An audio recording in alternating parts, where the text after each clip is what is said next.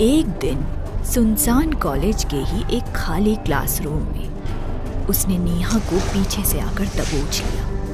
पर मौके पर ही लाइब्रेरी से निकल रही दिया और उसकी दो और सहेलियों ने देख लिया ये सब। वे दोनों तो डर कर भाग गई, पर दिया ने हिम्मत करके शोर मचा दिया। हेल्प! इसके पहले कि भीड़ जमा होती, नेहा को जिंदा लाश बनाकर मनोज दिवाकर और उसके 3 दोस्त वहां से निकल भागे। ये क्या है दिया? तेरी उम्र में लड़कियां पार्लर जाती है, मूवी जाती है, पार्टी करती है, और तू जब देखो तब पुलिस स्टेशन के ही चक्कर काटती रहती है। ओफो मम्मी, कुछ भी बोलती रहती हो। रह रह के उसे वो सब याद आ जाता था जो नेहा के साथ हुआ था। अब तक वे चारों दोषी आजाद थे, क्या उन्हें सजा नहीं होगी? देख अपनी बड़ी बहन को, इंजीनियर है, प्रोजेक्ट मैनेजर है इतनी बड़ी कंपनी में, फर्स्ट ईयर में ही नचिकेत को बॉयफ्रेंड बना लिया था। और तू, एक काम नहीं हुआ तुझसे, सेकेंड ईयर बीतने को आया, कोई मिला कि नहीं तुझे? मम्मी चुप हो जाओ अब। तभी दरवाजे की घंटी बजी। मम्मी हाफती भागती हुई अंदर आई। दिया, दिया, दिया! क्या हुआ? कॉकरोच देख लिया? अरे बाहर एक हैंडसम सा लड़का आया है और तुझे पूछ भी रहा है। क्या?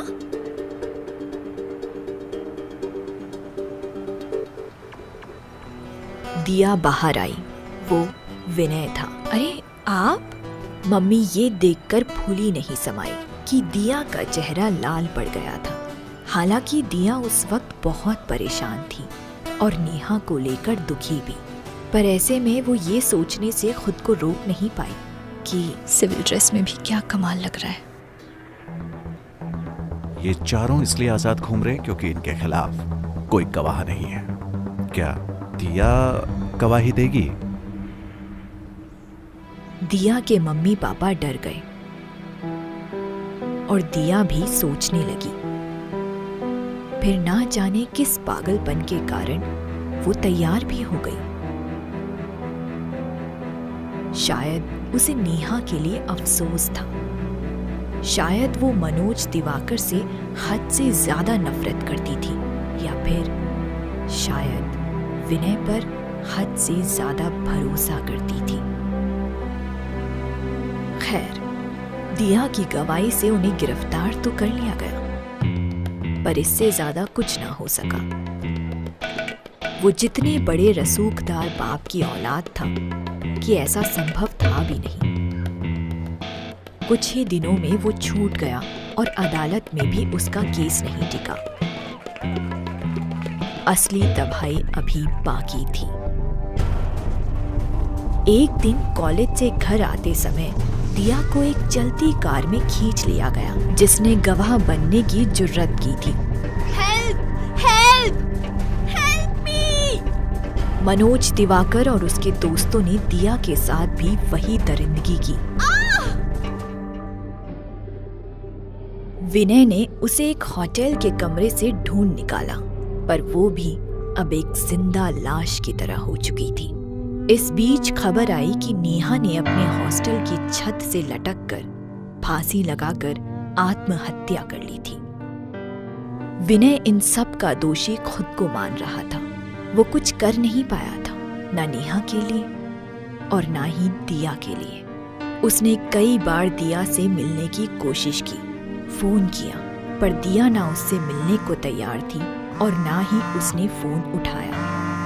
दिया को अस्पताल से घर आए हुए 1 हफ्ता हो गया था। वो बाहरी दुनिया से जैसे कट सी गई थी।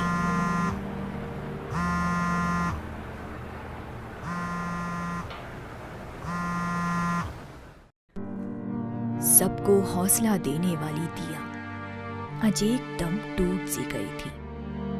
पर उसे क्या पता था, उसकी जिंदगी में एक और परेशानी आने वाली थी। शायद वही मनहूस भूतिया स्टेशन। कहानी। एक दिन दिया के पिता नाश्ते की टेबल पर बोले, क्यों ना हम कुछ दिन के लिए कहीं और चलें? हाँ प्लीज, मैं लोगों के ताने सुन सुनकर उकता गई हूँ। इसकी बड़ी बहन के साथ कभी ऐसी प्रॉब्लम नहीं आई। कल ही मिसेस गुप्ता भी बोल रही थी। मतलब माना कि पेपर में हमारी फोटो आती है, पर दिस इज टू मच की। दिया की माँ बहुत बेसब्र महिला थी, जिनकी नजर में सामाजिक रुतबे से बड़ा कुछ नहीं था। कहाँ जाएंगे पापा? दिया अपनी माँ को उपेक्षा से देखती हुई बोली। वापस गांव, वहां तो लोग और भी तमाशा करेंगे ना। खैर, चल सकते हैं। उन लोगों की लाइफ भी बड़ी बोरिंग सी है। मैं जाऊंगी तो कुछ मसाला तो मिलेगा गॉसिप के लिए।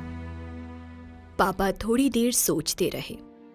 बेटा, मेरे दोस्त का घर है पहाड़ों पर, छोटा सा कस्बा है। वो आजकल वहां रहता नहीं है, हम वहीं चलते हैं। खूबसूरत सा हिल स्टेशन है, वहां कोई हमें तंग भी नहीं करेगा, कोई जानता ही नहीं। कुछ दिन आराम से रहेंगे। दिया ने सहमति में सर हिला दिया। दिया उठकर अपने रूम में आ गई। उसने अपना फोन देखा। 2 मिस कॉल, वो विनय था। पता नहीं क्यों अब विनय को लेकर उसमें वो उत्साह नहीं रह गया था। वो जानती थी कि जो कुछ भी हुआ उसमें उसकी गलती नहीं थी। वो तो बस अपनी ड्यूटी निभा रहा था। पर फिर भी जो हुआ था उसने उसके और विनय के बीच उन सब ने एक खाई का काम किया था। तभी फोन बजा। हेलो दिया, कैसी है? दी ना दिया, तू तो बहादुर है ना। बचपन में भी देख, मैं तो डर जाती थी हर चीज से, पर तू तो। मैं इडियट हूँ दी, और कुछ नहीं। मती मारी गई थी मेरी जो मैं। दिया, तूने कुछ गलत नहीं किया, वही किया जो करना चाहिए था। देख, मैं जानती हूँ तू अभी दुखी है, पर अगर तू उन लोगों के अगेंस्ट फिटनेस नहीं बनती ना, तब भी तुझे चैन ना पड़ता। मैं क्या जानती नहीं तुझे? वो सब छोड़, ये बता, वो हैंडसम इंस्पेक्टर दोबारा मिला कि नहीं? दिया ने बात बदल दी। अच्छा दी, हम लोग खन्ना अंकल के गांव वाले फार्म हाउस पर जा रहे हैं कुछ दिनों के लिए। सुबह की ही ट्रेन थी और रात तक वे लोग वहां पहुंचने वाले थे। सुबह सुबह दिया घर के सामने खड़ी एक टैक्सी से सामान रखवा रही थी, जब एक बाइक आकर वहां रुकी। दिया ने चौंक कर देखा, वो विनय था। बाइक खड़ी करके वो पास आया। नाराज हो? नहीं तो बस मैं। दिया उससे नजरें चुराने लगी। माफ करना, मैं कुछ। कोई बात नहीं। अचानक दिया को लगा जैसे वो उसकी माफी नहीं सुनना चाहती। कहीं जा रही हो? हाँ, बस कुछ दिन के लिए इन सब से दूर। वैसे जा कहाँ रही हो? दिया जवाब देती उससे पहले पापा ने आवाज लगाई। दिया, चलो, देर हो रही है। चलती हूँ, दिया बोली, और वो जल्दी से टैक्सी की ओर बढ़ गई। विनय टैक्सी को जाता हुआ अफसोस से देखता रहा। उसे महसूस हो रहा था कि कहीं ना कहीं उसकी वजह से दिया का पूरा भविष्य अंधेरे में चला गया। वो दिया के भविष्य के बारे में सोच रहा था। विनय और दिया के रास्ते शायद फिर मिले ना मिले, पर दिया जिस ट्रेन में बैठने वाली थी उसका रास्ता सीधा उस ट्रेन स्टेशन पर पहुंचने वाला था। दिया ने सूटकेस नीचे रखा और चारों तरफ खाली प्लेटफॉर्म को देखा। वही भूतिया स्टेशन जहां मौत जैसा सन्नाटा पसरा हुआ था। धुंध और अप्राकृतिक सी ठंड थी। कमाल है, तुमने बताया नहीं। हम यहाँ बसने वाले पहले लोग हैं। अब चुप भी करो। पापा ट्रेन से उतरते हुए झुंझलाए और चारों तरफ देखने लगे। कितना सन्नाटा है, ट्रेन से भी बस हम ही उतरे। और तभी किसी के भागने की आवाज आई और एक 22-23 साल का हांफता हुआ लड़का उनके सामने आ गया। वो हांफता सा बोला, आप लोग चलिए, टैक्सी बाहर है। तुम कौन हो? हमने तो टैक्सी नहीं बुलवाई। वो लड़का बहुत ही उतावलेपन से बोला। मैडम जी, मैं ड्राइवर, बाहर मेरी टैक्सी खड़ी है, यहाँ से चलिए जल्दी। वे खड़े खड़े शक भरी नजरों से उसे घूरते रहे। अरे चलिए ना, इतनी रात गए, दूसरी टैक्सी भी नहीं मिलेगी। अरे रुकिए रुकिए, हम उठाते हैं। ना जाने क्यों, पर उसे देखकर ऐसा लग रहा था जैसे वो सर पर पांव रख के वहां से भाग जाना चाहता हो, पर मजबूरी में रुका हो। टैक्सी 1-2 मंजिले घर के कंपाउंड में आकर रुकी। ड्राइवर ने जल्दी से सामान बाहर निकाला। अब वो आराम से गुनगुना रहा था और शांत था। अच्छा मैडम जी, ये रहा आपका बैग, मैं चलता हूँ। रुको, पैसे? अरे हाँ, पैसे। वो पैसे लेके जाने लगा, पर कुछ सोच के ठिठक के रुक गया। उसने धीरे से पूछा, आप लोग पहली बार यहाँ आए हैं? हाँ, क्यों? ड्राइवर कुछ झिझकता सा बोला। अरे कुछ नहीं, बस ये थोड़ी अजीब सी जगह है ना साहब जी। कैसी अजीब? वो जो स्टेशन है ना, वो वहाँ हम नहीं जाते हैं। वो मेरा मतलब था, रात में नहीं जाते हैं। दिन में जाइए, पर रात में तो वो साफ दिख रहा था मतलब कि वो कुछ छुपा रहा है। क्या बोल रहे हो? साफ साफ बोलो। कुछ नहीं मैडम जी, बस रात के वक्त स्टेशन पर मत जाइएगा। ये छोटी जगह है, क्राइम बहुत है और पुलिस कुछ खास नहीं। वो है ना? जबरन मुस्कुराया। अच्छा, चलता हूँ, गुड नाइट। वो चला गया। दिया की माँ ने मुंह बिचकाया। ऐसा लगता है मानो ये पगला हमारा ही इंतजार कर रहा था उस कब्रिस्तान जैसे स्टेशन पर। घर के अंदर कदम रखती हुई दिया सोचने लगी, शायद उसकी माँ सही कह रही थी। वो टैक्सी ड्राइवर क्या छुपा रहा था? क्या था उस भयानक स्टेशन का रहस्य? दिया के परिवार को क्या क्या झेलना था अभी? कहानी जारी रही। घर आलीशान था। ये पता नहीं चल रहा था कि कई महीनों से वहां कोई नहीं रह रहा था। खन्ना अंकल, जो कि इस घर के मालिक थे और दिया के पापा के दोस्त थे, वे भी ज्यादातर विदेश में ही रहते थे अपनी आंटी के साथ। दिया ने फर्स्ट फ्लोर के एक कमरे को चुना, जहां मम्मी की गाहें बगाहें बड़बड़ाने की आवाज कम, मम्मी खुद से बड़बड़ा ही रही थी कि अचानक कॉल बेल बज उठा। अब लो, यहाँ कौन आ गया? हम तो अभी आए हैं। दिया ने दरवाजा खोला। बाहर एक लगभग उस टैक्सी ड्राइवर की ही उम्र का एक लड़का था। उसके हाथ में एक थैला था। जी, मैं दीपक, यहीं पास वाली दुकान में काम करता हूँ। वो खन्ना साहब ने फोन कर दिया था, तो ये सामान। दिया ने वो थैला ले लिया। उस लड़के ने अपना नंबर भी दिया कि अगर और किसी सामान की जरूरत हो तो उसे फोन कर सकते हैं, वो दे जाएगा। वो कुछ अंडे, दूध, ब्रेड के पैकेट और मिलते जुलते ही कुछ और सामान दे गया जो तुरंत उनके काम आने वाले थे। सबने थोड़ा बहुत खाया पिया और सोने चले गए। मम्मी पापा ने ग्राउंड फ्लोर वाले मास्टर बेडरूम को चुना था। दिया अपने कमरे में बैठी मोबाइल के कॉन्टैक्ट लिस्ट में जाकर विनय का नंबर घूर रही थी, जैसे देखने भर से उसे कॉल लग जाएगा। विनय ने अब उसे फोन करना बंद कर दिया था। ऐसा नहीं था कि वो उससे बात नहीं करना चाहता था, पर उसे लगता था शायद दिया को ये सब पसंद नहीं, पर दिया उसे मिस कर रही थी। कुछ देर बाद फोन साइड टेबल पर रखकर बेचैनी से करवटें बदलते हुए उसे जाने कब नींद आ गई। कोई दरवाजा खटखटा रहा था अम्मा, पापा, कौन आ गया?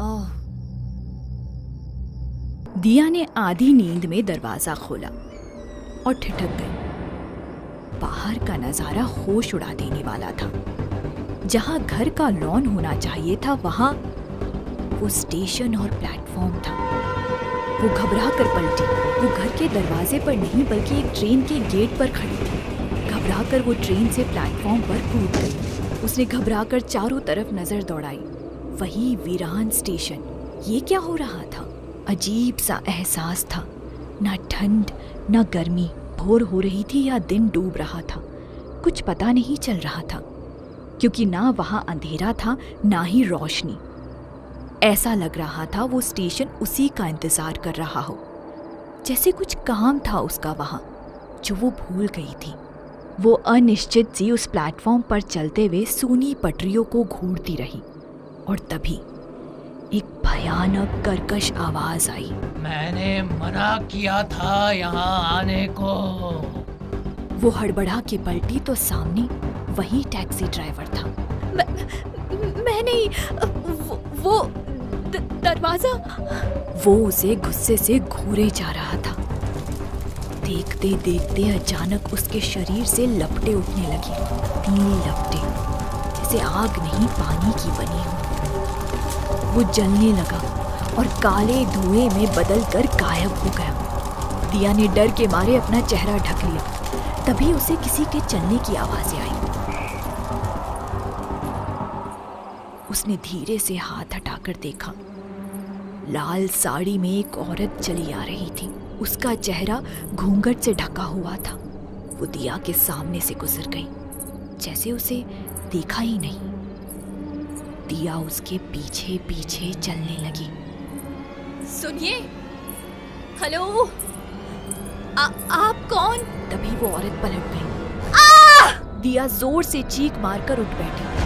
वो अपने कमरे में ही थी। ओह, ये सपना था, अजीब और भयानक।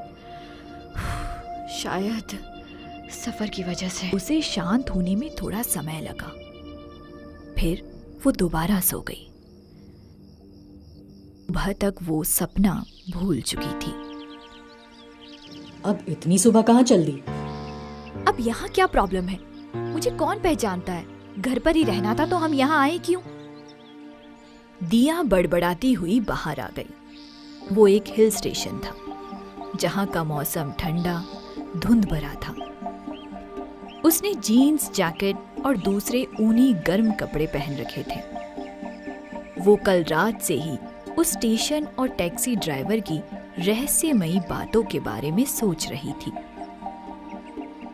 उसने कहा था रात में वहां कोई नहीं आता। फिर कुछ सोचकर वो पैदल ही स्टेशन की तरफ चल दी। आखिर क्या था उस स्टेशन का रहस्य? क्या दिया जान पाएगी ये राज? जानने के लिए जरूर देखें अगला एपिसोड। अभी वहां खासी चहल पहल थी। लग ही नहीं रहा था ये वही स्टेशन है जो रात के वक्त मनुष्यत के मामले में कब्रिस्तान को मात देता है। दिया एक चाय की दुकान के पास पीठ फेरकर एक खंबे से टिककर खड़ी हो गई, जहां बहुत से लोग मौजूद थे। फिर कुछ सोचकर उसने अपना बंद मोबाइल कान पर लगाया।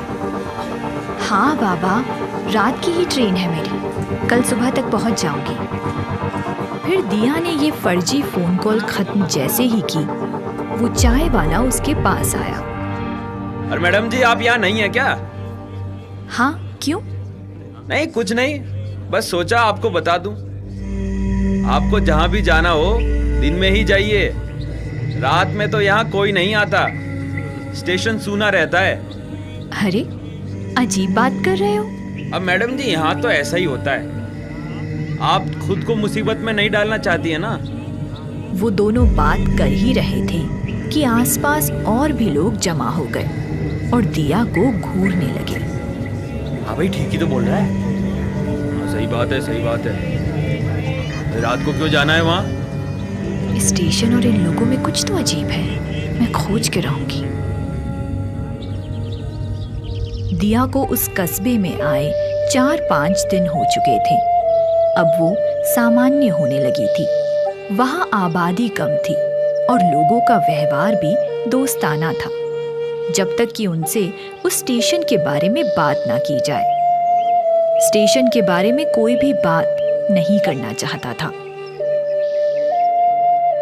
एक रात दीपक और दिव्या नामक एक प्रेमी जोड़ा वहीं स्टेशन की एक बेंच पर बैठा हुआ था। दिव्या दीपक के मालिक की बेटी थी। वो दोनों एक दूसरे को चाहते थे और आज रात चुपके से एक साथ उस कस्बे से भागने वाले थे। देखा, मैंने बोला था ना, कुछ नहीं है यहाँ। बस सब बेकार ही बोलते रहते हैं। तू फालतू ही डर रही थी। पर लोग मरे हुए मिलते हैं ना सुबह यहाँ से। मुझे कुछ अजीब लग रहा है। और कुछ ही देर में घड़ी ने 12 बजा दिया। आसपास छायाओं से, अंधेरों से वही शापित मूर्ति प्रकट होने लगे। दीपक वहीं बैठे बैठे सो गया था। दीपक उठ, यहाँ तो भीड़ इकट्ठी हो रही है। उठ, नहीं तो पकड़े जाएंगे। क्या? अरे हाँ, इतने लोग अचानक। चल छिप जाते हैं। डर के मारे वो दोनों स्टेशन पर ही कार्टन के पीछे छुप गए। वो उन मुर्दों को सामान्य लोग समझ रहे थे। तभी दिव्या ने एक मुर्दे को गौर से देखा और उसकी चीख निकल गई। वहीं मुर्दों की ट्रेन भी स्टेशन पर आ गई। उसमें से भी वैसे ही जले हुए मुर्दे उतरने लगे। दिव्या और दीपक वहां से भागना चाह रहे थे, लेकिन दिव्या की आवाज सुनकर सभी उन दोनों की दिशा में बढ़ने लगे और उन दोनों को घेर लिया। घेरे के अंदर खड़े वो दोनों थर थर कांप रहे थे। वो घेरा सिकुड़ता गया। वो मुर्दे पास आते रहे। अचानक उस अंधेरे स्टेशन में रोशनी हो गई और साथ ही दिव्या और दीपक की चीखें भी गूंजने लगी। वो दोनों जलने लगे थे। उनके शरीर से लपटें उठ रही थी। दोनों ने साथ जीने मरने की कस्में खाई थी, कुछ हद तक पूरी भी की। सच में बहुत खराब समय आ गया है। अच्छा भला लगता था लड़का। सही बोल रही हो। किसी का भरोसा नहीं है आजकल। मम्मी, पापा, क्या हुआ? क्या बात कर रहे हो? अरे वो दीपक था ना, वो लड़का जो सामान पहुंचाने आया था। अपने ही मालिक की बेटी के साथ आत्महत्या कर ली उसने। नालायक। क्या? हाँ, आज सुबह ही पुलिस को दोनों की जली हुई बॉडी मिली स्टेशन पर। एक बार फिर वही स्टेशन, वो भी जलकर मरने के लिए। भला कोई स्टेशन पर जाकर आत्महत्या क्यों करेगा? एक सप्ताह बाद दिया वहां घर के मालिक राघव जी का हाथ बटा रही थी। वो एक नेक, खुश मिजाज बुजुर्ग थे। दिया कम ही समय में उनसे काफी घुल मिल गई थी। अंकल, एक बात पूछूं? हाँ बेटा। कि यहाँ के स्टेशन की क्या कहानी है? कोई वहां रात में क्यों नहीं जाता? और फिर भी दीपक और दिव्या गए और उनकी मौत भी हो गई। गमला उनके हाथ से छूट गया। अचानक इस सवाल से राघव जी चौंक पड़े। बेटा वो मानो कुछ अस्वस्थ हो गए हो। आखिर क्या था उस स्टेशन का रहस्य? क्या दिया जान पाएगी ये राज? क्या राघव जी का उस स्टेशन से है कोई कनेक्शन? स्टेशन की क्या कहानी है? वो कुछ खास नहीं है बेटा। बहुत पहले वहाँ 1-2 मर्डर हुए थे और वो स्टेशन बहुत सुनसान इलाके में भी है ना, इसलिए। बस इतना ही? तो कल रात जो हुआ वो क्या था? दीपक और उसकी गर्लफ्रेंड के साथ? हाँ, ना समझी थी दोनों बच्चों की। गलत बात है। घर पर बात तो करनी थी। अंकल सॉरी, बट स्टेशन पर कौन सुसाइड करता है? चलो मैं अब चाय बनाता हूँ। पहले वो टैक्सी वाला, फिर वो स्टेशन के लोग और अब तो राघव अंकल भी बहाना बना रहे हैं। ऐसा भी क्या है उस स्टेशन में? अरे दीदी की कॉल, वो भी अभी 12 बजे। ये मुझसे मिस कैसे हो गई? कॉल करती हूँ। फोन पर दिया की बड़ी बहन दिशा की एक मिस्ड कॉल थी। दिशा दूसरे शहर में नौकरी करती थी और कभी कभी घर आया करती थी। दिया उसे कॉल करने लगी। ये दीदी भी ना कभी भी फोन करेगी और जब मैं करूं तो बिजी हो जाएगी। अब कल बात करूंगी, बहुत नींद आ रही है। दिया एक आराम की नींद सो गई, इस बात से बेखबर कि अगले दिन उसके पूरे परिवार की नींद उड़ने वाली थी। काश कि उसने अपनी बहन को वापस कॉल नहीं किया होता। जहां से ये कहानी शुरू हुई थी, अब दिया को कहाँ पता था कि ठीक उसी वक्त दिशा उस भूतिया स्टेशन में उन मुर्दों से छिपी हुई थी और दिया की उस कॉल की वजह से ही दिशा का मोबाइल बज उठा था। मुर्दों की ट्रेन भी आ चुकी थी और उससे भी मुर्दे उतरकर उन मुर्दों में शामिल होते जा रहे थे और मुर्दों का ध्यान उसकी तरफ चला गया था। और तभी एक मुर्दा उसके ठीक सामने आकर खड़ा हो गया। दिशा और भी डर गई और घबराहट में उसे धक्का देने की कोशिश की और यही उसकी सबसे बड़ी गलती थी। जैसे ही दिशा के हाथों ने उस श्रापित मुर्दे को छुआ, उसके दोनों हाथों से रहस्यमय लपटें उठने लगी। वो जलने लगी और वो असहाय सी देखती रही। वो अब पूरी तरह जलने लगी और वो वीरान स्टेशन गूंज उठा उसकी चीखों से। यही थी मुर्दों की विशेषता। कोई जिंदा इंसान उन्हें छूने भर से ही खुद भी जलने लगता था और अंततः उनमें से एक बनकर रह जाता था। मम्मी, दीदी से बात हुई क्या? कल रात उसका फोन आया था, अब कब से ट्राई कर रही हूँ, उसका नंबर ही नहीं लग रहा। ऑफिस में होगी। तभी दरवाजे पर जोर से दस्तक हुई। दिया ने दरवाजा खोला और चौंक पड़ी क्योंकि सामने एक वर्दीधारी हवलदार खड़ा था। पुलिस? मगर क्यों? कैसे हुआ ये सब?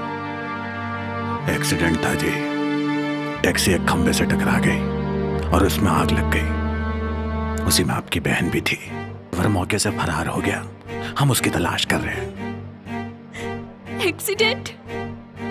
जी, हमें लगता है वो स्टेशन से घर जा रही थी। हमें वो जली हुई टैक्सी और बॉडी पुराने पुल के पास मिले।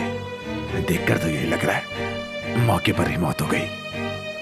ये सुनकर मम्मी और भी रोने लगी और पापा उन्हें संभालते रहे। दिया चुप रही तो दरोगा ने आगे कहा, आप लोग यहाँ नहीं आए हैं तो हमने अंदाजा लगाया कि वो शायद आपकी ही घर जा रही थी। अफसोस की वही हुआ भी, पर अब किसी को बॉडी की शिनाख्त भी करनी होगी। पापा, मम्मी ठीक नहीं है, आप इनको लेकर घर जाइए। मैं भी सारी फॉर्मेलिटीज पूरी करके आती हूँ। पर दिया, तुम अकेले? पापा प्लीज मम्मी को ले जाइए अभी, मैं भी बस आती हूँ। दिया ने साफ पहचाना कि वो उसकी बड़ी बहन दिशा ही थी। उसने रोते हुए हाँ में सर हिला दिया। बहुत बुरा हुआ। अब वैसे आप लोग यहाँ के नहीं है ना? जी नहीं, पर आप तो यही के हैं ना, तो झूठ बोलने से पहले होमवर्क तो ठीक से कर लिया होता। क्या मतलब? दरोगा जी, स्टेशन से निकलकर दाएं मुड़ो तो हमारा घर और सीधा जाओ तो पुराना पुल, वो भी काफी आगे जाकर। फिर मेरी बहन वहाँ क्या कर रही थी? मुझे पता है कोई एक्सीडेंट नहीं है ये। मेरी बहन के साथ भी वही हुआ जो दीपक और उस लड़की के साथ हुआ था, और वो भी उस स्टेशन पर, ना कि किसी पुराने पुल पर। दरोगा बगले झांकने लगा। दरोगा अब थोड़ा संभल गया था। देखिए, ये बस एक हादसा था और कुछ नहीं। बस बहुत हुआ। आखिर क्या है उस स्टेशन का राज, जिसके बारे में लोग तो लोग, अब पुलिस तक झूठ बोल रही है।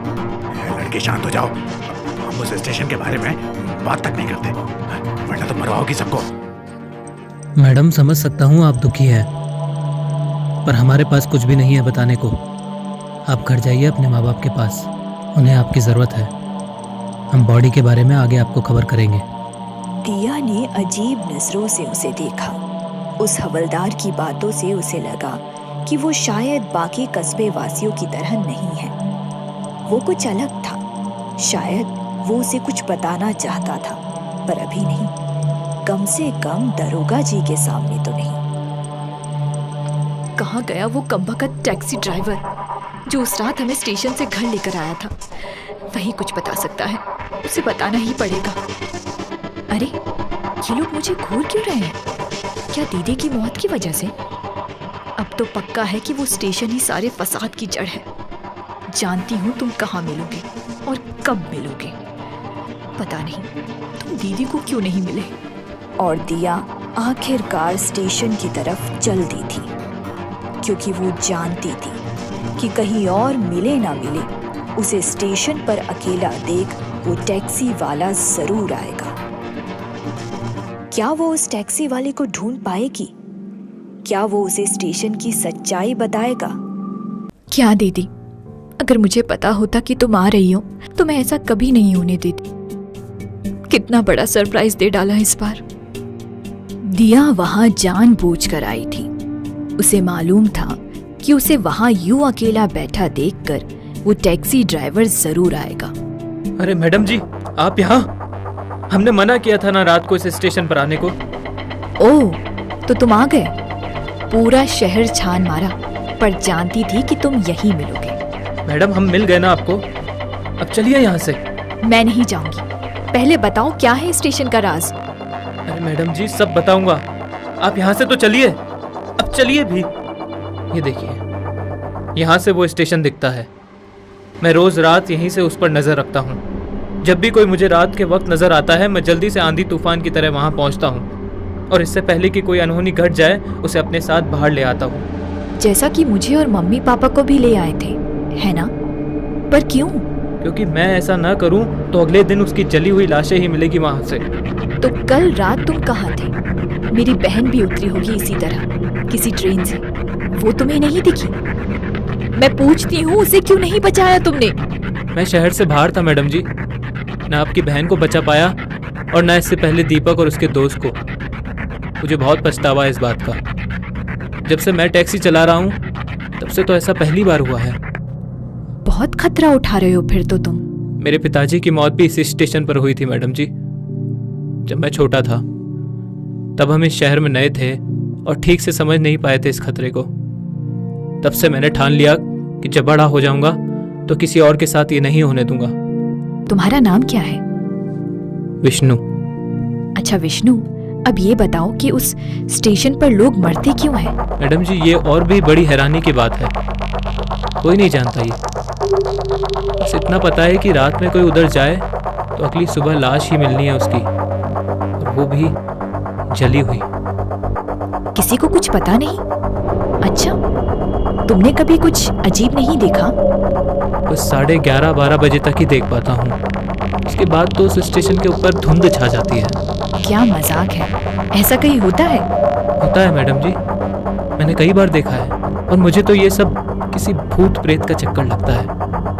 पर अजीब बात है कि आज तक किसी ने कुछ भी नहीं देखा। किसी ने तो देखा था।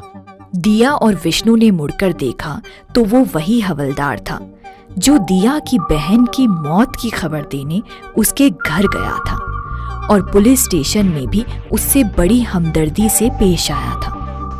अरे आप यहाँ? आप कुछ जानते हैं?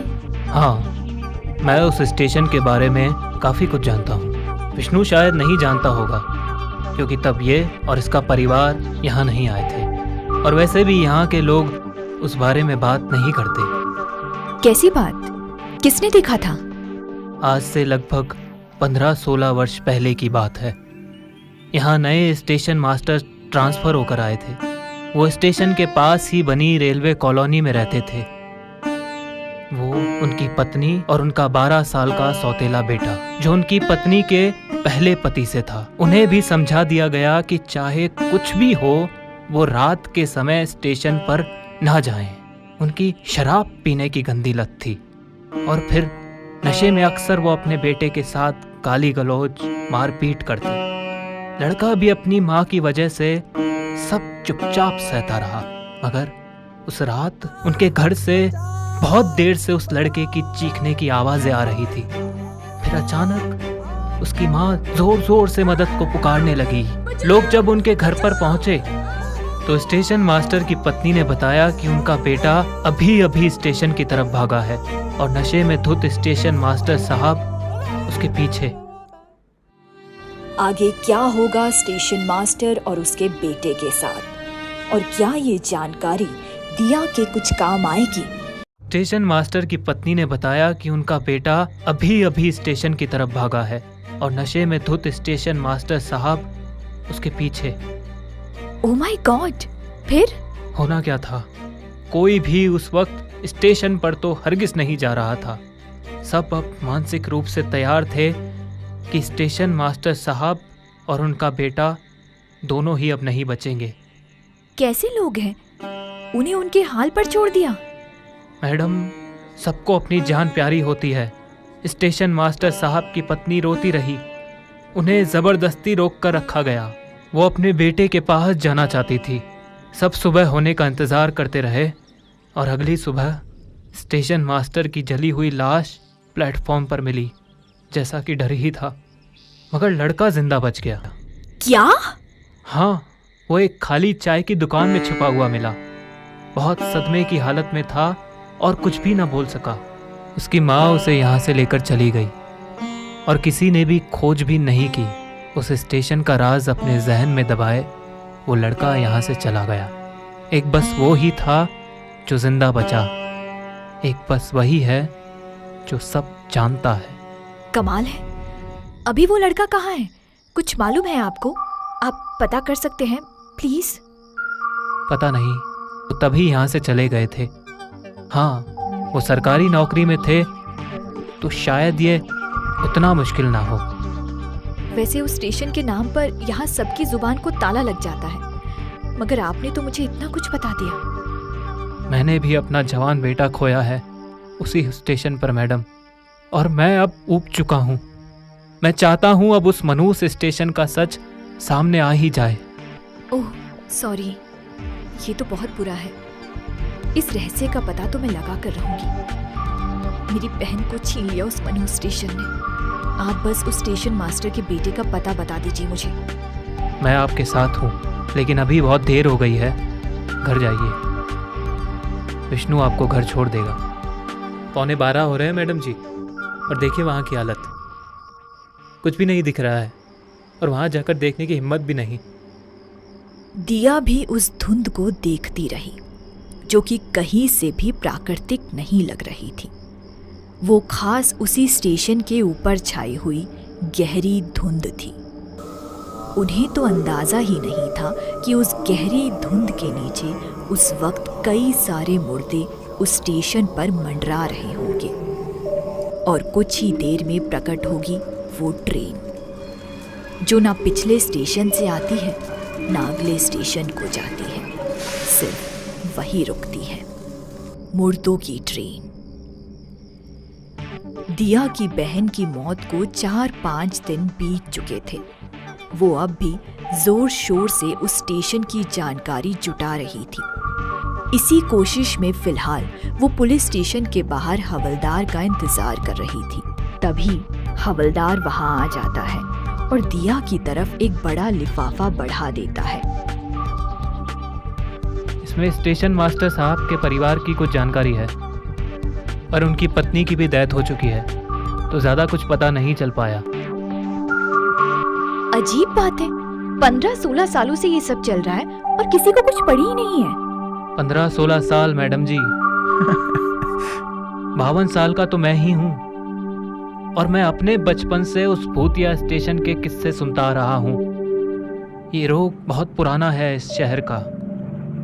हवलदार की बात सुनकर दिया सन रह गई और विष्णु ने सर पीट लिया।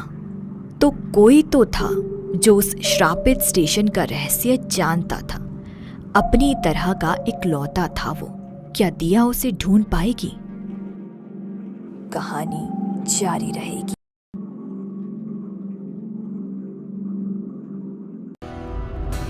दिया और विष्णु में अब काफी दोस्ती हो गई थी और वो उसे अब दीदी पुकारने लगा था। दीदी, अब क्या? आप स्टेशन मास्टर साहब के परिवार के बारे में इन सब जानकारी का क्या करोगी? मेरे एक दोस्त की बहन कविता सिंगल बड़े न्यूज़ चैनल के लिए काम करती है। ये सारी इन्फॉर्मेशन उन्हीं को दूंगी, वो आगे पता लगा लेंगी। फिर तो बहुत अच्छा है। पता है दीदी, हवलदार साहब के जैसा ही मैं भी सोचता हूँ। अब तो उस स्टेशन का कुछ पता चले। सही कहा विष्णु, मुसीबत की तरफ लीड कर लेने से मुसीबतें हवा में तो नहीं घुल जाएगी ना। मुझे लगता है ये आप ही कर सकती हो दीदी। यहाँ के लोग तो अव्वल दर्जे के डरपोक हैं, पर आप ना बहुत बहादुर हो।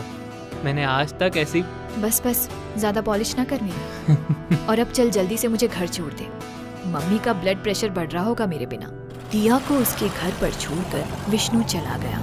वो अभी अंदर आ ही रही थी जब घर के अंदर से आई उसके पापा की गुस्से से भरी आवाज। तो क्या मैं यहाँ से चला जाऊँ? यही चाहते हो तुम? ऐसा है तो साफ साफ बोल क्यों नहीं देते? पापा, ये किस पर गुस्सा हो रहे हैं? क्या हो गया? दिया छुप कर सुनने लगी जब अंदर से एक और अपरिचित स्वर सुनाई दिया। मैंने ऐसा कब कहा किशोर? अरे ये तुम्हारा ही घर है, पर बस अपनी बेटी को समझाओ जरा। हर जगह के अपने नियम कायदे होते हैं, वो कुछ मानती ही नहीं। जब देखो उसी स्टेशन की बातें, दरोगा तक की क्लास ले डाली। अरे ये कौन है? ये आवाज तो पहले ना सुनी कभी। तो क्या उम्मीद करते हो राजीव? बहन खोई है उसने अपनी, और पता तक नहीं कि उसके साथ हुआ क्या है। ओह, तो ये राजीव अंकल है, पापा के फ्रेंड और इस घर के मालिक भी। तो ये भी बाकियों की तरह पापा को समझाने आए हैं कि स्टेशन वाले मुद्दे पर चुप रहो। देखो, उसकी इन कोशिशों से कुछ नहीं होने वाला किशोर। वो जितना खोजबीन करेगी, खतरा उतना ही बढ़ता जाएगा, उतनी ही मौतें होंगी। ये कैसी बात कर रहे हैं राजीव अंकल? इतने दिनों से लंदन में रह रहे हैं, पर सोच वही है इनकी। और ये वापस आए कब? देखो राजीव, मुझे जो कहना था मैंने कह दिया किशोर। मैं ये बोलना नहीं चाह रहा था, पर पूरा कस्बा नाराज है दिया की इन हरकतों से। लोग मुझ पर दबाव बना रहे हैं कि मैं दिया को समझाऊं। बस इतने से परेशान हो गए आप राजीव अंकल? अभी तो इस कस्बे की नींव खोदनी है मुझे। इतनी बातें सुनने के बाद दिया का मन ही नहीं हुआ कि वो घर के अंदर भी जाए। वो पलटकर वापस कस्बे की तरफ चल दी। हवलदार ने बताया था कि वो बहुत पहले से उस स्टेशन के किस्से सुनते आ रहे हैं। जरूर इस कस्बे के अतीत में ही उस मनहूस स्टेशन का राज दफन है। मुझे यहाँ का अतीत खंगालना होगा। हाँ, राघव अंकल, वो भी तो कई पीढ़ियों से यहीं रह रहे हैं। जरूर उन्हें पता होगा। इस बार उन्हें बात को टालने नहीं दूंगी। दिया ने दरवाजा खटखटाया और राघव जी ने दरवाजा खोला। दिया ने जब गौर से उनके चेहरे को देखा तो थोड़ा चौंक गई। अरे दिया बेटा, तुम? आओ आओ आओ, अंदर आओ। अंकल, आप ठीक तो हैं? आपकी आवाज क्यों कांप रही है? राघव जी बहुत ही खुश मिजाज बुजुर्ग थे, पर अभी उनके चेहरे पर गहरी उदासी छाई हुई थी। वो कुछ बीमार से भी लग रहे थे। अंकल, आप ठीक तो है ना? हाँ, मैं ठीक हूँ दिया, बस अब सहन नहीं होता। और कितने निर्दोष जाने जाएंगी यहाँ, एक के बाद एक।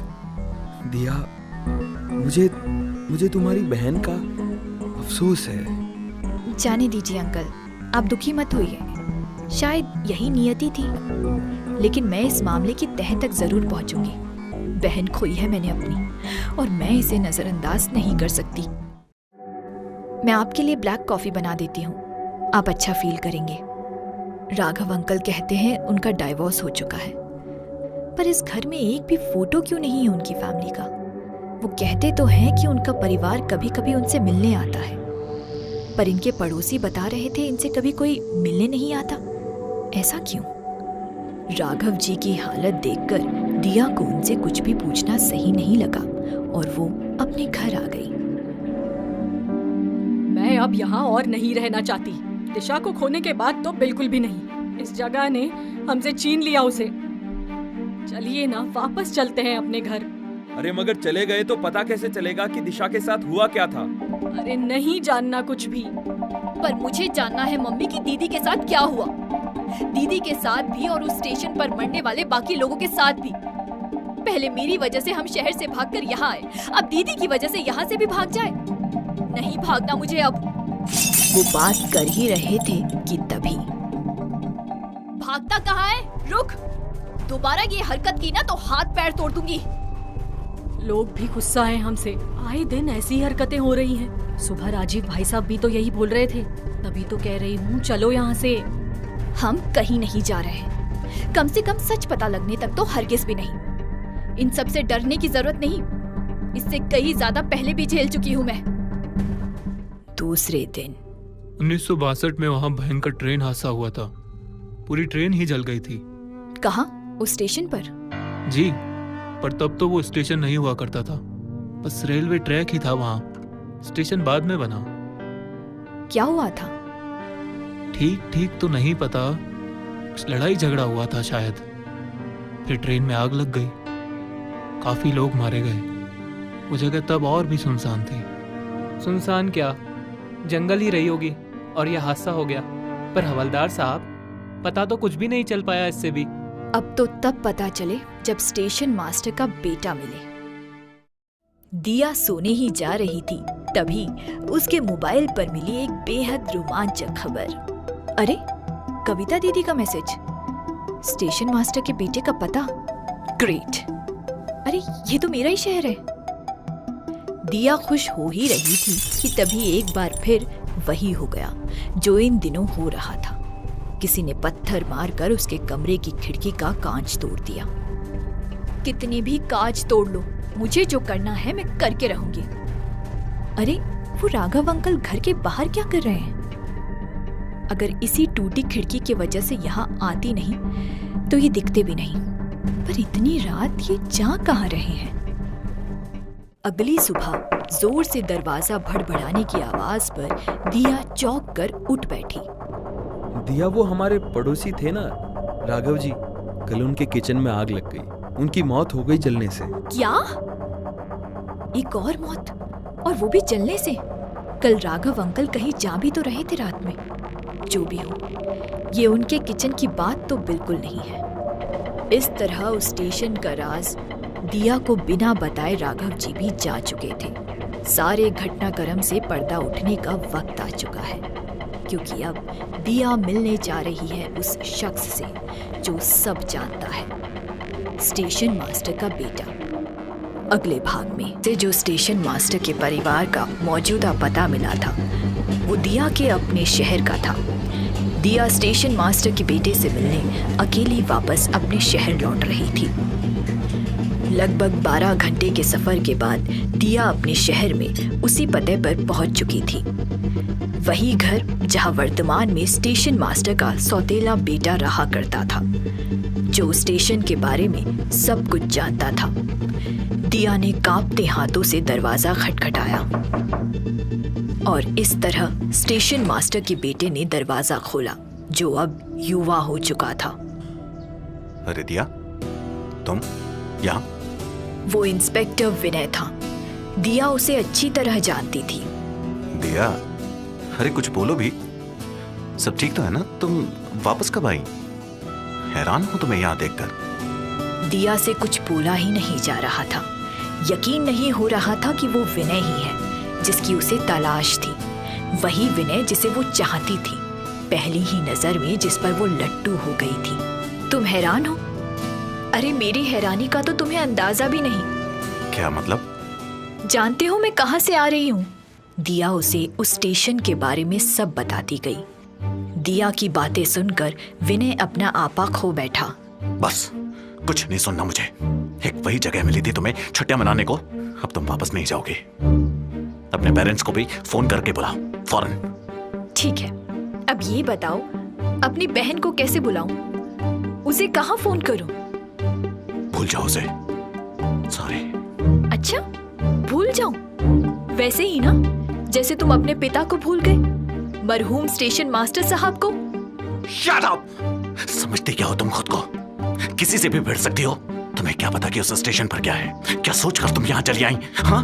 विनय का गुस्सा देख दिया थोड़ा घबरा गई। उसने पहले कभी उसे इतने गुस्से में नहीं देखा था। सोचना क्या है विनय, तुम ही ने कहा था कि जरूरत पड़ी तो तुम मेरी मदद करोगे। हाँ, मैं या कोई और नहीं जानता कि वहाँ क्या है। बस तुम जानते हो तो मेरी मदद। हरगिज नहीं, मैं भूल चुका हूं सब कुछ और तुम भी भूल जाओ, यही सही होगा। पता है विनय, जब मुझे पता चला कि मैं जिसे ढूंढ रही हूँ वो तुम ही हो तो मैं बहुत खुश हुई। पर तुम भी तो उसी कस्बे से हो ना, जहाँ के लोग होठ सिल कर रहते हैं और आसपास लोगों को मरता हुआ देखते हैं, ड्रामा करते हैं कि सब सही है। दिया, वो एक्चुअली जाने दो विनय, मैं संभाल लूंगी जो होगा, बिना तुम्हारे भी। मुर्गा बांग ना दे तो क्या सवेरा नहीं होगा। विनय को किसी पेंडुलम की तरह झुलाकर दिया वहां से चली गई। कैसे बताऊं दिया कि उस रात मैंने क्या देखा था?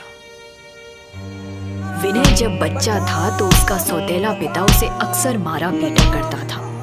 उस रात भी तो यही हो रहा था, पर उस रात बात विनय की बर्दाश्त से बाहर हो गई थी। अरे भागता कहाँ है? वापस आ। विनय भागते हुए घर के पास वाली पटरियों पर आ गया था, इस बात से अनजान कि आगे वही स्टेशन था जहां रात के समय ना आने की चेतावनी दी थी वहां के लोगों ने। वो चेतावनी ना मार का खौफ खाए मासूम विनय को याद थी और ना ही नशे में धुत उसके सौतेले पिता यानी कि स्टेशन मास्टर साहब को। और पटरियों पर भागता हुआ विनय स्टेशन तक आ ही पहुंचा था। उसे दिखाई दी मुर्दों की ट्रेन। ये कैसी अजीब ट्रेन है? ऐसी ट्रेन पहले तो कभी नहीं देखी। कितनी डरावनी ट्रेन है ये, और अचानक से इतनी ठंड। विनय अब तक सिर्फ इसलिए सलामत था क्योंकि वो पटरी पर खड़ा था और मुर्दे प्लेटफॉर्म पर घूमते थे। वो उन्हें हैरानी से देख रहा था। इतने सारे लोग, वो भी रात में, और कोई आवाज क्यों नहीं आ रही? सब इतने शांत कैसे हैं? विनय बच्चा था, उसे ज्यादा कुछ तो समझ नहीं आया, पर इतना तो फिर भी समझ गया कि वो लोग जीवित मानव तो हरगिज नहीं थे। वो छिप गया और डर से कांपने लगा। अरे कहाँ है नालायक? सामने आ, हड्डी पसली तोड़ दूंगा तेरे। विनय तो छिपा हुआ था, मगर स्टेशन मास्टर की नशे में खरखराती तेज आवाज ने उन मुर्दों का ध्यान खींच लिया। वो अब उन्हें घेर कर खड़े हो गए और ज्यों ही नशे में टुन स्टेशन मास्टर साहब की नजर एक मुर्दे पर टिकी, सारा नशा हवा हो गया। हे भगवान, कौन है ये लोग? नहीं नहीं, दूर रहो मुझसे। मैं कहता हूँ दूर रहो। और फिर वही हुआ जो ऐसे में होता था। बहुत मुश्किल से विनय खुद को चीखने से रोक पाया था। कितनी भयानक थी वो रात, जब उन सबका ध्यान उस चलते हुए क्रूर इंसान पर था और मैं भागकर चाय की दुकान में छिप गया था। सारी रात डर से कांपता रहा कि कहीं आसपास घूमते वो मुर्दे मुझे भी ना ढूंढ ले। ये मैं क्या कर रहा हूं? नहीं, मुझे दिया को रोकना ही होगा। वो तो जानती भी नहीं कि वो किस चीज से उलझने जा रही है। दिया जब घर पहुंची तो वहां राजीव अंकल और पुलिस दरोगा भी था। दिया कहाँ चली गई थी? अब बस बहुत हुआ, हम कल वापस जा रहे हैं। राजीव अंकल और दरोगा शायद एक बार फिर दिया के परिवार को समझाने आए थे कि वो फटे में टांग ना दे। शायद सफल भी हुए थे। सोचा नहीं था तुम ऐसे निकलोगे विनय। तुमने भी हाथ खड़े कर दिए। तुम तो मदद कर सकते थे ना। तभी अचानक उसी हवलदार ने घर में कदम रखा और सुनाई वो दहला देने वाली खबर। वो कुछ लोगों ने उस टैक्सी ड्राइवर विष्णु को पकड़ा और जबरदस्ती घसीटते हुए उसे स्टेशन पर ले गए शाम को। क्या? कैसे? कब? मम्मी, पापा, मैं विष्णु के घर जा रही हूँ। वो बेचारी अकेली डर रही होगी। दिया ने बहाना किया था। असल में वो और हवलदार अब विष्णु को बचाने स्टेशन जा रहे थे। हाँ, खतरा था, पर वो विष्णु को मरने के लिए भी कैसे छोड़ देते, जिसने अकेले ही ना जाने कितनों की जानें बचाई थी। और अंततः दिया चल पड़ी थी उस स्टेशन पर मौजूद अनजान खतरे से भिड़ने। वक्त आ चुका था उस खतरे को अपनी आंखों से देखने का। और वो हवलदार दोनों जब स्टेशन पहुंचे तो समय काफी हो चुका था। वो विष्णु को ढूंढ रहे थे। विष्णु कहाँ होगा? क्या जाहिल लोग बसते हैं इस कस्बे में? सच में वो आपकी बहुत मदद कर रहा था मैडम। शायद यही यहाँ के लोगों से सहन नहीं हुआ। ओह नो, धुंध होने लगी। यही तो हमने देखी थी उस रात पहाड़ी पर से। मुझे लगता है वहाँ जमीन पर कुछ पड़ा है। उन्हें कोई गठरी सी दिखाई दी और जब वो दोनों पास जाकर देखें तो वो विष्णु था जो बंधा पड़ा था। विष्णु उठो, आंखें खोलो। थैंक गॉड ये ठीक है। लगता है बेहोश हो गया है बस। चलो अब जल्दी चलते हैं यहाँ से, इससे पहले कि कोई अनहोनी हो जाए। दिया, तुम आ गई? दिया और हवलदार ने पीछे मुड़कर देखा और उनकी हैरानी का कोई ठिकाना नहीं रहा। पीछे दिया की बड़ी बहन खड़ी थी, बिना जली, बिल्कुल सही सलामत। और दिया जैसे अपनी बड़ी बहन को देखकर सब कुछ भूल गई, शायद ये भी कि वो मर चुकी थी। वो आगे बढ़ रही थी। दीदी, तुम ठीक हो? ये तुम हो? मैडम जी, कुछ गड़बड़ है, रुक जाइए, आगे मत बढ़िए। दिशा बिल्कुल ठीक दिख रही थी और दिया को देख उसने अपनी बाहें फैला दी, मानो उसे गले लगाना चाहती हो। पर दिया अपनी बहन तक नहीं पहुंच पाई। उसे किसी ने बीच में ही रोक लिया। वो विनय था जो आखिर उसके पीछे वहां आ ही गया था। पागल हो गई हो? मैंने मना किया था ना तुम्हें यहाँ आने से। रुको। विनय छोड़ो मुझे, मेरी बहन है वो। दिया, होश में आओ, तुम्हारी बहन पहले ही मर चुकी है। वो उन्हीं मुर्दों में से एक है। दिया ने जब दोबारा दिशा की तरफ देखा तो देखती रह गई। अब उसका चेहरा जला हुआ था। यही नहीं, उसके पीछे बहुत सारे लोग खड़े थे, सभी जले हुए थे। इतने सारे लोग जो पलक झपकते ही वहां प्रकट हो गए थे। वक्त लगभग हो चुका था और स्टेशन पर मंडराने वाले मुर्दे प्रकट हो चुके थे। राघव अंकल, आप और दीपक, तुम भी? मेरा बेटा। अरे होश में आओ तुम दोनों, ये सारे मरे हुए हैं। और गलती से भी इनमें से किसी ने तुम्हें छू भी लिया ना तो इन्हीं के जैसी हालत हो जाएगी तुम्हारी। दूर रहो। माय गॉड विनय, क्या है ये सब? ये सारे लोग? यही राज है इस स्टेशन का दिया। ये सारे शिकार हैं उसके। ये हमला नहीं करते, पर वो दूसरे वाले करते हैं। चलो यहाँ से, इससे पहले कि वो आ जाए। कौन आ जाए? मगर तब तक देर हो चुकी थी। 12 बज चुके थे और अब किसी भी वक्त मुर्दों की ट्रेन। और कौन? वो आ रही है। ट्रेन आ चुकी थी और उसी के साथ आ चुके थे वो मुर्दे भी, जो लोगों को जला डालते थे, जो हमला करते थे। वो घिर चुके थे। कुछ समझ में नहीं आ रहा था कि क्या किया जाए। तभी 1 मिनट, इनकी हालत बता रही है कि ये सारे जले हुए हैं। शायद मेरा तुक्का काम कर जाए। विनय, क्या कर रहे हो? देखती जाओ, मेरा अनुमान बिल्कुल सही निकला। ये आज भी आग से डरते हैं। अच्छा, तो आग से डरते हैं ये, तो ये लो और डरो। चलो, अब कोई भी कहीं रुकना मत, भागो सब जल्दी से।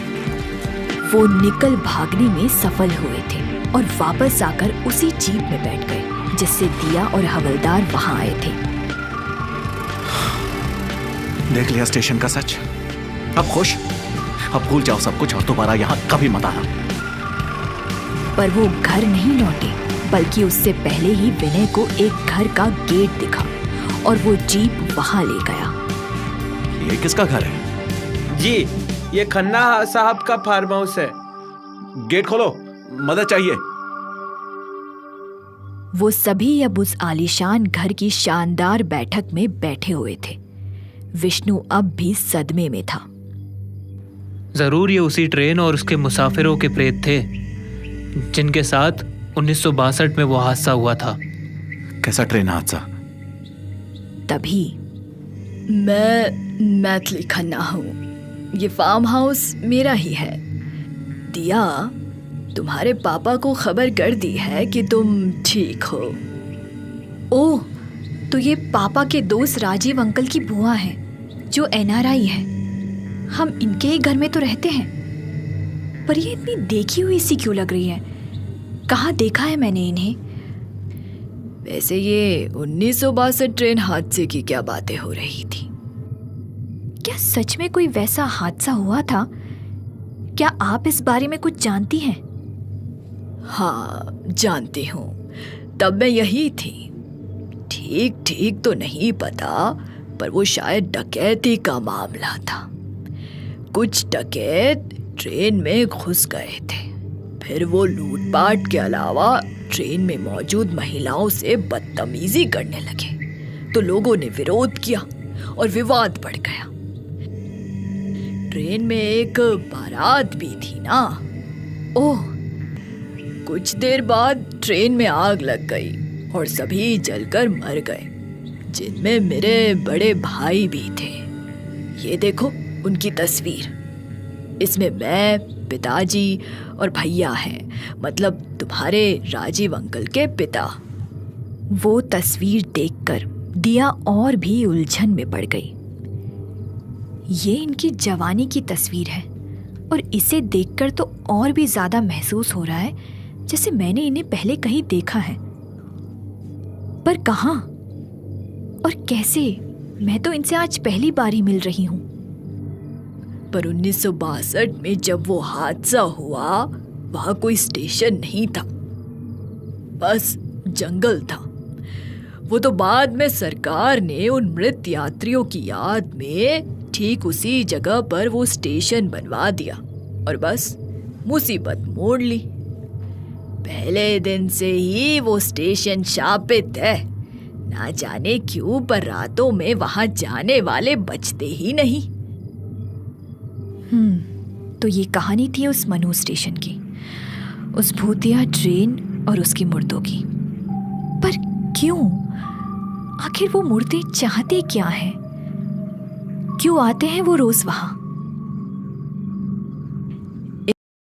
अगले दिन पूरे कस्बे में एक ही सुगबुगाहट फैली हुई थी।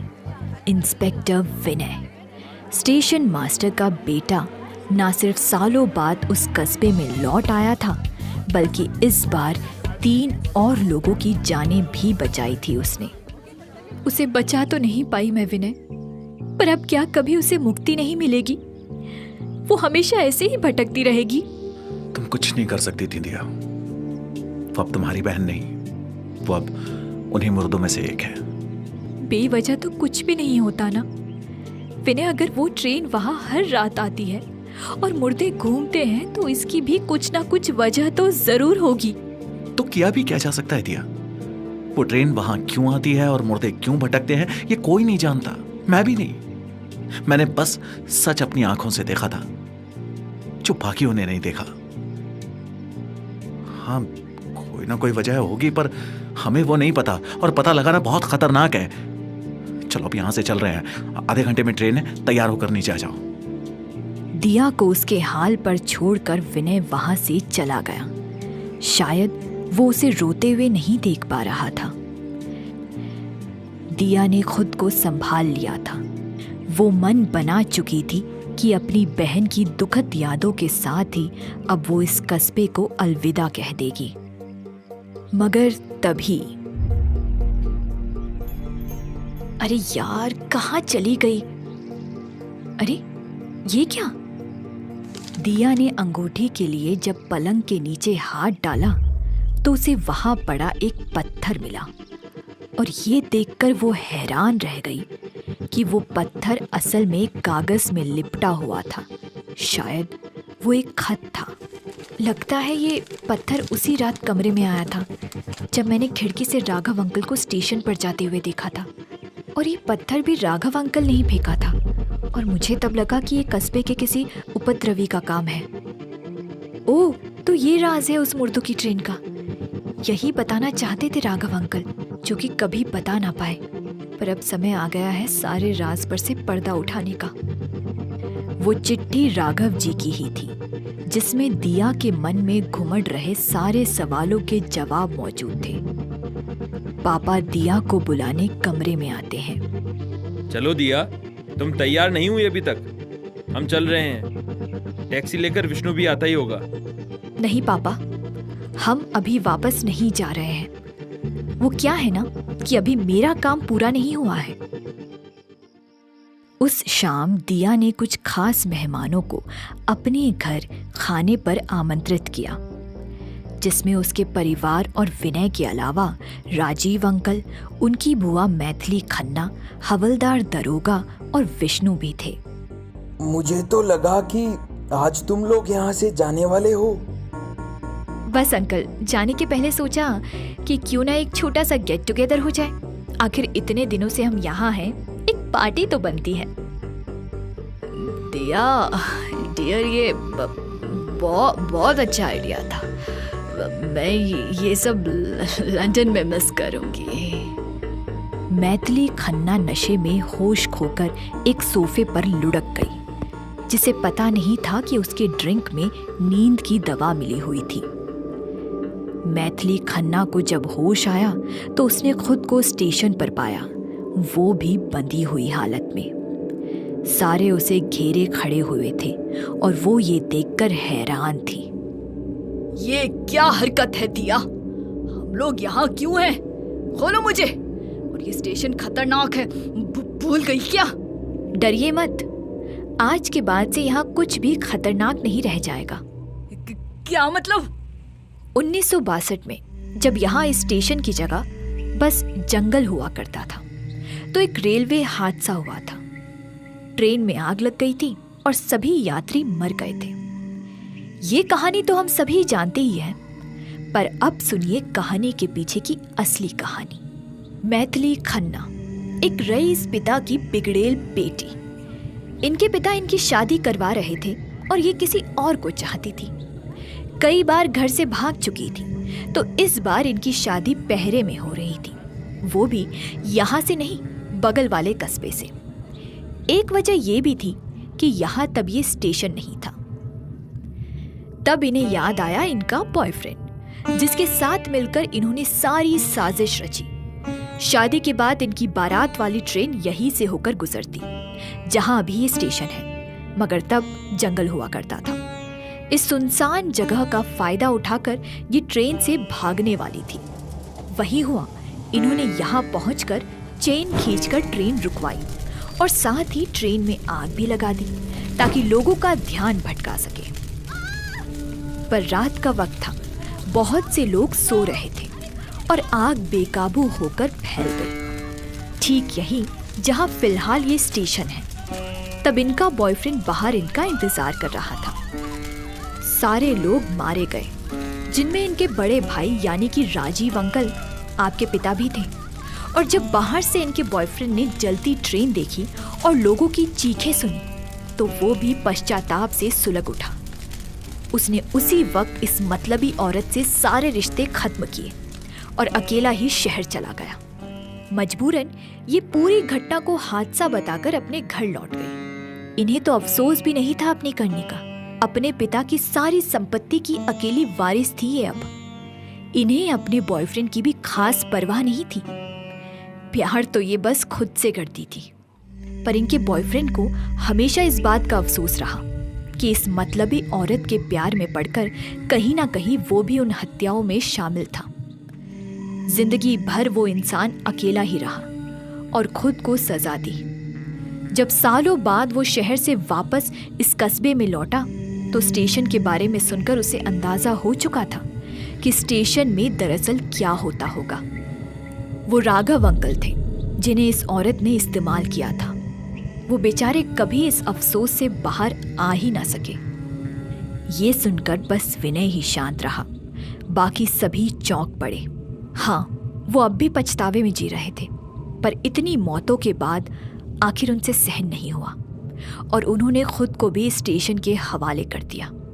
मगर मुझे इस औरत की सारी सच्चाई बताने के बाद दिया की बातें सुनकर सभी सदमे में थे। मैथिली खन्ना ने भी अंततः हार मान ली।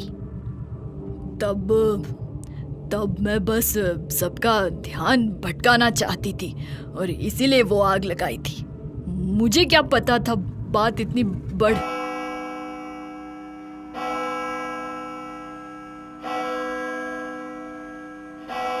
वो अपनी बात पूरी भी नहीं कर पाई थी कि स्टेशन की घड़ी ने 12 बजा दिए। सभी चौंक पड़े। दिया की बातों में गुम किसी को एहसास भी नहीं था कि बहुत से मुर्दे उन्हें कब से घेरे शांति से खड़े थे और ट्रेन भी आ गई थी। मुर्दों की ट्रेन आ चुकी है मैथिली खन्ना। उस रात से लेकर आज तक ये मुर्दे सिर्फ और सिर्फ तुम्हारी तलाश में यहाँ भटकते हैं और तुम थी कि कभी इन्हें मिली ही नहीं और आज इनकी तलाश खत्म हुई। जाने दो मुझे, छोड़ो, बचाओ! मुर्दों ने मैथिली खन्ना को पकड़ लिया और इस बार कोई आग नहीं भड़की। वो शाप मुक्त हो चुके थे। तलाश पूरी हो चुकी थी। वो उसे खींच कर अपने साथ ले जाने लगे। स्टेशन पर मंडराने वाले मुर्दे भी अब धीरे धीरे ट्रेन में जाने लगे थे। दिया रोने लगी। वो जानती थी कि उनमें उसकी बड़ी बहन भी थी जो कि अब हमेशा के लिए जा रही थी। मुर्दों की ट्रेन इस बार कहीं गई नहीं बल्कि खड़े खड़े ही गहरी धुंध में ओझल हो गई, मानो अंधेरे ने उसे निगल लिया हो। उसके हॉर्न की आवाज से गूंज उठा न केवल वो वीरान स्टेशन बल्कि नींद की आगोश में डूबा हुआ वो पूरा कस्बा ही। वो अभिशप्त ट्रेन जा चुकी थी, शायद इस बार हमेशा के लिए। तो इस तरह मुर्दों की ट्रेन की गुत्थी सुलझाकर दिया अपने परिवार और विनय के साथ वापस अपने शहर लौट रही थी। मैं शायद इस कस्बे को कभी नहीं भुला पाऊंगी जिसने मुझसे मेरी बहन को ही छीन लिया। पर तुमने बहुत बहादुरी से काम लिया। कम से कम अंत में तो सब ठीक हो गया। अच्छा, सिर्फ मैंने किया? तुमने जान बचाई हमारी। अरे मैं कुछ नहीं कर पाती अगर तुम। मैं तो सारी जिंदगी साथ देने को तैयार हूं दिया, अगर तुम्हारी हाँ हो तो। दिया एकदम से चुप हो गई और विनय को देखने लगी। क्या विनय के कहने का वही मतलब था जो वो समझ रही थी? उसे अपने कानों पर यकीन ही नहीं हो रहा था। दिया सब भूल कर उसे देखने लगी। वो एक बार फिर से उसी समय में पहुंच गई जब वो एक मस्त मौला कॉलेज स्टूडेंट हुआ करती थी और इस हैंडसम से पुलिस इंस्पेक्टर पर दिल रखती थी। और फिर एक खूबसूरत से रिश्ते की शुरुआत हो चुकी थी। दूसरी तरफ अब उस स्टेशन में लोग रातों को भी आने जाने लगे थे। ना अब वहां वो डरावनी धुंध होती थी, ना अप्राकृतिक ठंड और ना ही कभी कोई जली हुई लाश मिलती थी। सब सामान्य चल रहा था। मुर्दों की ट्रेन दोबारा कभी उस स्टेशन पर नहीं दिखी और इस तरह 2 साल तक एक दूसरे को डेट करने के बाद आज विनय और दिया की सगाई थी। दोनों एक साथ बेहद खूबसूरत लग रहे थे। जो भी उन्हें देखता यही कहता, नजर ना लगे।